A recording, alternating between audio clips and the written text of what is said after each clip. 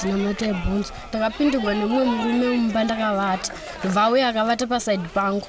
Saka ndane mwana wandanaye ndakabva ndapepuka ndikatofunga kuti pamwe shamwari yabankuru vangu inosivata imomo. Ndikabva ndamuka ndikati bankuru ndikawa hasi kudaira ndikabva ndabuda ndichinda munovata sisi vangu ndikati maino kune pane munhu ari mumba ndobva akabva abuda akatiza akaenda akabuda achita sari ndakadai so ndobva atotiza ndabva tazoona bhutsu yake akaipfeka ndikabva tatotaura kuti ndiye munhu watikaona.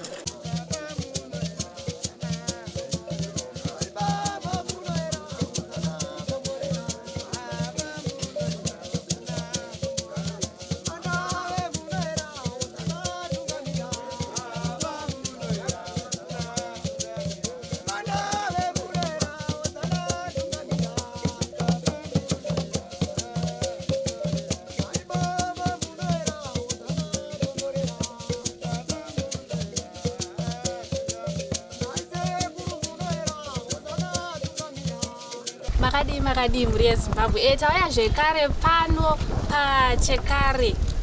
Tauya nenyaya futi imwe yevanhukadzi vari kupindirwa mudzimba ava vari kuchira upenyu hwavo kuti vangagone kungopedzisira vabatwa chibharo nemunhu ari kuita basa rokufamba achipinda.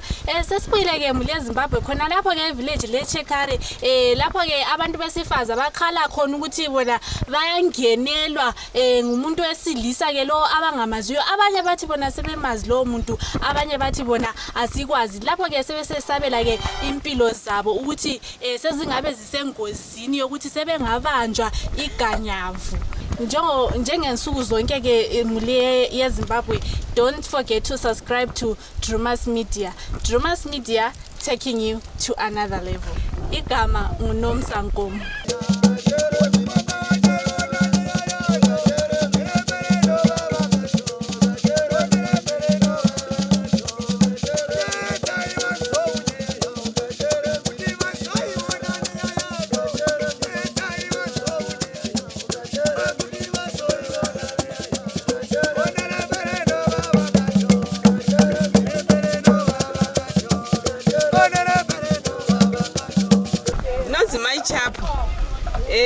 Nyaya iri kundishungurudza inyaya yevanhu vari kufamba vachivhura madhoo.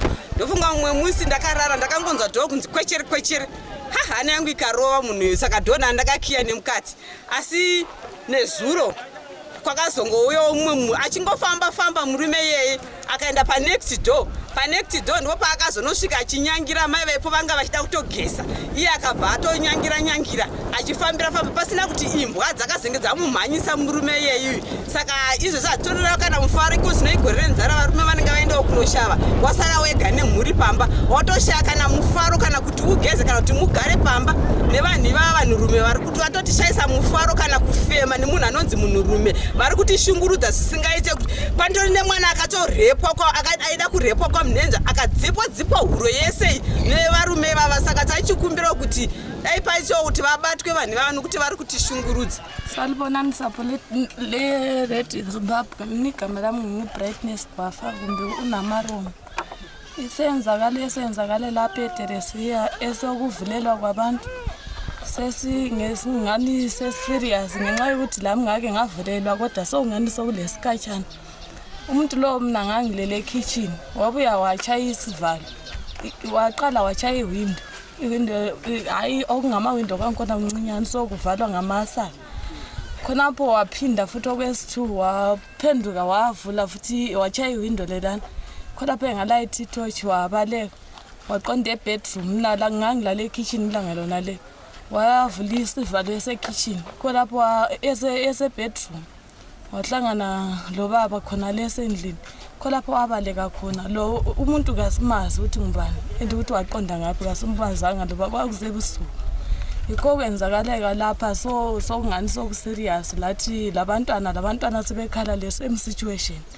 Ngiyabonga. Simba pane murume akauya nezuro pamba pangu auya aingotendera ndakangoti hamene munhu ari kudarika saka paakadzoka akabva aenda kuseri muchinjausi mangu akanzwa ndichitaura nawe kugeza akabva aenda muchinjausi ndokunohwanda muchinjausi saka pakauya imbwa akabva amhanyiswa nembwa akatiza muchinjausi pakatiza akanohwanda pagwenzi rakananga nenemba ranganangana nemba indabva ndatanga ndakada kumuona munhu iye kuti ari kuda kudii ndopa ndakamuona akamira nabva ndamuona ndatadza kuziva zita rake asi ndakamuona munhu akabva atanga kutiza pandakatanga kukola foni akatiza atiza munhu uyu ndabva ndaaterwa nanzvadzi yanga akamhanyisa akabva amuona akati anditiza asi ndamuona ndichamuendera mangwana kwakachena saka munhu wachona aripo anditosuspekta ndakatomuona. Ndinoitwa mai madhu zviri kutaurwa izvi ichokwadi nokuti ini ndakagara pamba pangu ndakaona munhu aingopfuura neparodhi musha wangu uri padhuze neparodhi aifamba achiti akaenda kune dzimwe dzimba odzoka achifamba ari murodhi saka ndakagara kudaro ndaingoshungurudzika kuti munhu iye ari kumbotsvagei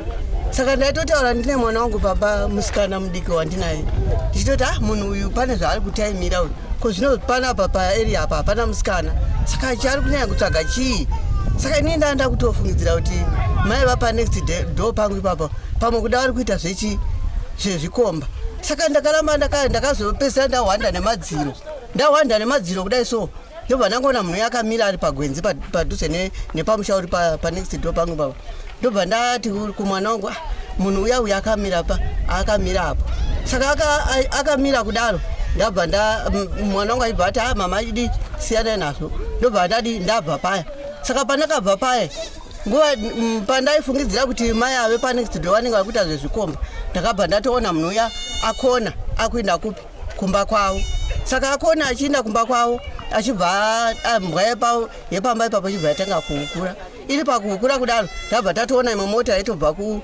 kugraundi yematswana saka pakakrosa mota iye ndopandakabva ndatanga kunzwa mai panext door pangu vachitodaidzira kuti paita munhu ari kuda kundivhurira pano ndikati munhu iye wamuri kutaura ndadi ndamuona zvechokwadi saka iye vakatozoti atiza kadai paaona ndakuda kulaita foni saka atiza kudaro takazoona hanzvadzi yamai Simba ichiuya pamba achiti munhu wamutaura iye ndamuona pamashedzera mai Simba muchishedzera ndadi ndamunzwa saka achibva ati munhu wacho atiza saka ndatomutocha ndatomuziva ndatomuona munhu wacho munhu ari kuvaka pani pekwachiwashira ndobva zvangoperawo zvakadaro. Nekudaka kwemutemo mhuri yeZimbabwe usingatitendere kuburitsa vana vechidiki pamakamera edu pari zvino tadistota fesi yake kuti isaoneke kuti ndiani asi chatirongoda chete ndechekuti tinzwe zvaari kutaura mwana wacho. Mwanasikana tiudze zvaunoziva. Ndina mataibhonzo ndakapindirwa nemumwe murume mumba ndakavata ndobva auya akavata pasaidi pangu saka ndani nemwana wandanaye ndakabva ndapepuka ndikatofunga kuti pamwe shamwari yabankuru vangu inosivata imomo ndikabva ndamuka ndikati bankuru ndikawa hasi kudaira ndikabva ndabuda ndichinda munovata sisi vangu ndikati mainoku pane munhu ari mumba ndobva akabva abuda akatiza akaenda akabuda achiita sarundi akadai so ndobva atotiza ndobva tazoona bhutsu yake akaipfeka ndikabva tatotaura kuti ndiye munhu watikaona. Kuti makumuziva. Njengoba ke muli eZimbabwe sibazwile bekhuluma ke abomama besithi bona hayi sihlangana ngohlupho lokungenelwa ezindlini libazwile nthemba lani lizizwele ngendlebe zenu ukuthi bebesithini Tobimba ke manzinzira omega kuti baba chitaura bachithi ivo atatambudzika nemunhu yari kuramba chingoti phindira achingopinda achiwanikidzwa achitiza atizivike kuti vangawane rubatsiro remhando yipi singazi ke muli eZimbabwe ukuthi bazathola uncedo njengansuku zonke. Don't forget to subscribe to Drumas Media. Drumas Media, taking you to another level. Nomsango. Goodbye my friends. Goodbye my friends. Wakamboonana tichazoonana nerimwe zuva hama dzangu. Goodbye my friends. Goodbye my friends. Wakamboonana tichazoonana nerimwe zuwa. Hama dzangu, ini ndokuenda kubasa kwangu. Iwe makiwe mkaranga,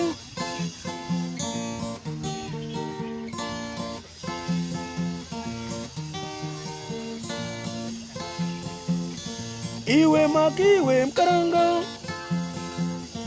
iwe makiwe mkaranga.